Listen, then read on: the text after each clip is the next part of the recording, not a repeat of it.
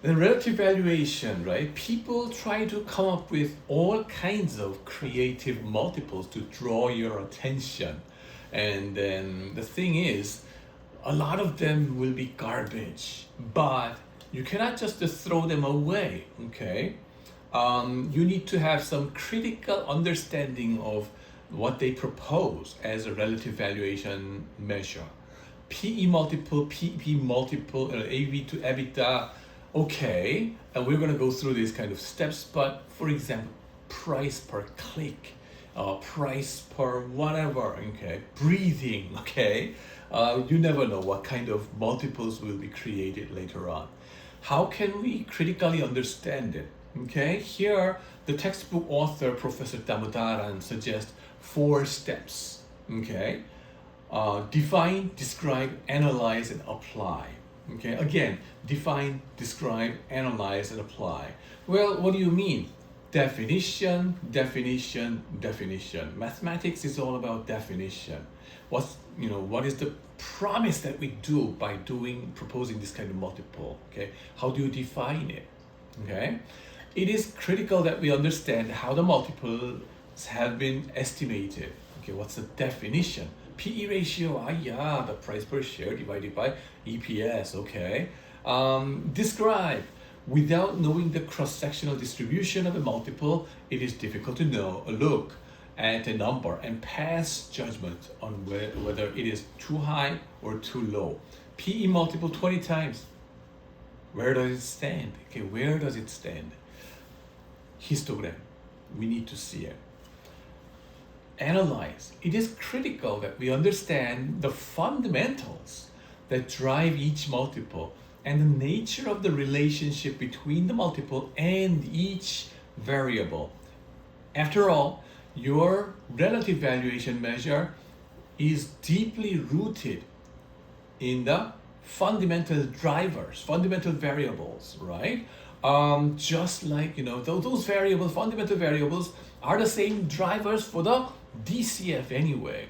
The trick or misunderstanding point for, many people is that many people misunderstand that PE multiple, PB multiple, these things are completely away from the fundamentals. So much so that they misunderstand that it is completely away from your, DCF valuation, things like that. Hell no, okay? The key message is they are commonly driven by fundamental variables. And fundamental variables, what are those? Cash flow and risk. Those 2 are it, but in a different format. You will see it, okay? Apply. Well, once you understand this kind of, ways, and then you have to, defining the comparable universe and then the controlling for differences in is far more difficult in practice than it is in theory. So apply it, and then you will see how these fundamentals are driving the multiple, and then how can we critically understand where your stock is located, and you can apply those concepts and then make your judgment. Now, step 1, definition test, right? Definition. For this definition, you need 2 things. One is consistency, the other is uniformity. What do you mean consistency? Both the variable, the numerator, and the standardizing variable, the denominator, should be, okay, to the same claim holders in the firm. So consistency is about, well,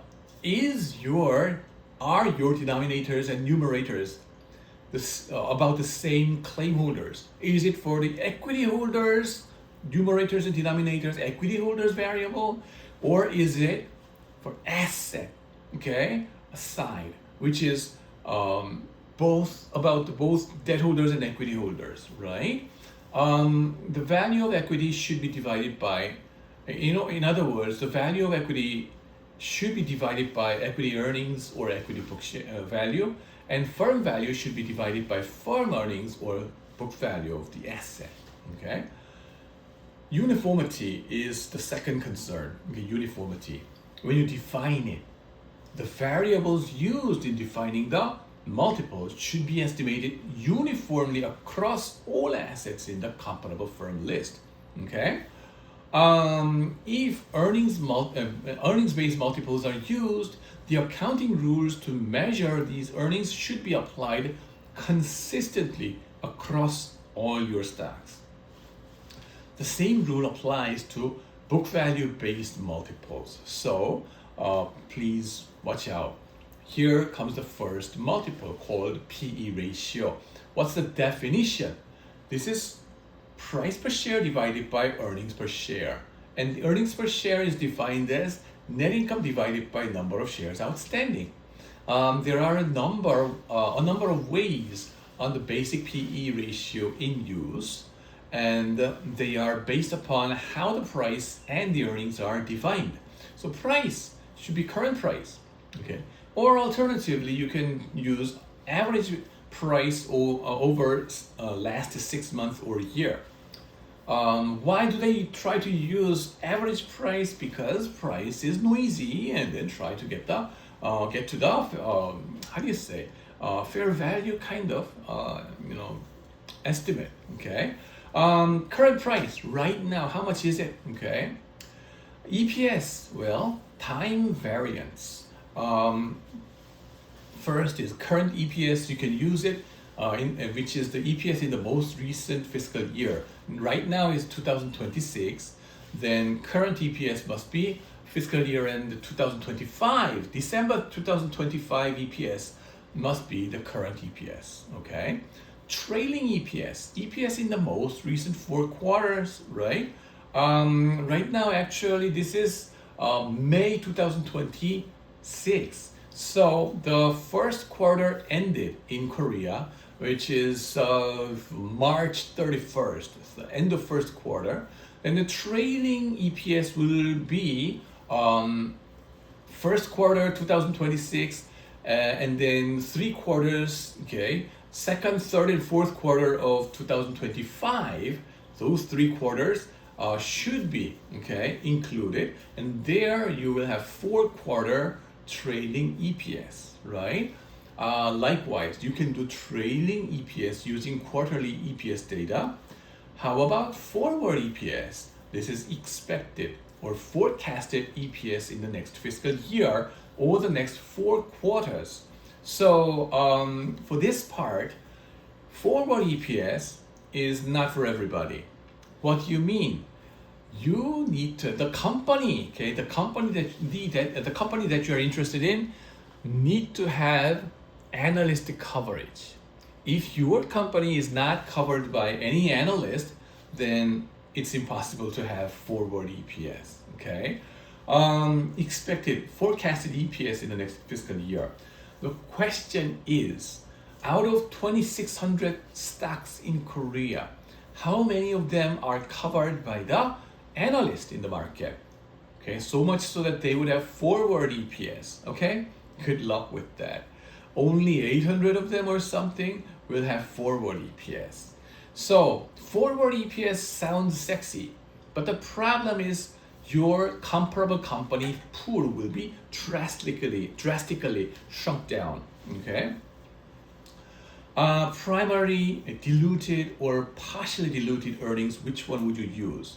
Dilution means like when your stock options, call options are exercised, the number of shares outstanding will increase, small tiny bit, okay? And convertible bonds, if it is converted from debt to equity, then the number of shares outstanding will have to increase so that the percentage ownership will be diluted. That's why we call it diluted EPS, okay? Should we use primary, okay, number of shares outstanding, diluted or partially diluted? There is a wide range of changing it, okay, using it. But the issue is be consistent and uniform when you measure and decide on PE multiple. Do you want to do it throughout, okay? Before or after extraordinary items, right? Like, our homework. We've been working on Estee Lauder. And Estee Lauder in 2025, they had extraordinary charges because they are undergoing drastic restructuring. So you want to get rid of those extraordinary charges because they are just one-off charge, and then going through on the next year and then going forward, there will not be such restructuring charges. If you determine in that way, then be consistent. Your comparable companies get rid of those extraordinary items in the income statement and recalculate the EPS. Okay, that's the message here. Measured using different accounting rules. Well, options, for example, to option compensation to the CEOs, is it expensed or not, was an issue. Okay, look at your accounting rules. Okay, and then pension fund income, counted or not, all these kind of accounting details. You have to be consistent. If you apply one method to one company and then try to be uniform, okay, so that everybody will be on the same standard of measurement. Okay, my rule of thumb is like work with the most simple approach. Okay, just a baby step is just fine. When you are doing your I-Core project or term project or your homework, right, I would be perfectly happy as you use simple EPS, right? Current EPS, okay, primary EPS, okay, before extraordinary charges or after extraordinary charges, right? Just to stay consistent, right? Things like that. So you work with the easiest and simplest one, and just that will take you a long way. Don't worry. The trouble can be when you do the job interviews. This is the point where your future boss can scare you like hell. Oh, do you know forward EPS? You don't know it? And then they will give you a hard time about it. But my message is, don't get scared, okay? They are just trying to see if it tease you, okay? And then try to be consistent, okay? Remember consistency, what you have to argue.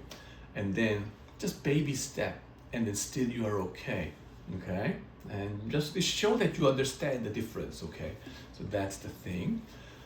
Now, PE ratio has its own limitation because you cannot use PE ratio if the company lost money. For example, net loss, okay? If net income is minus, then PE multiple gets completely useless.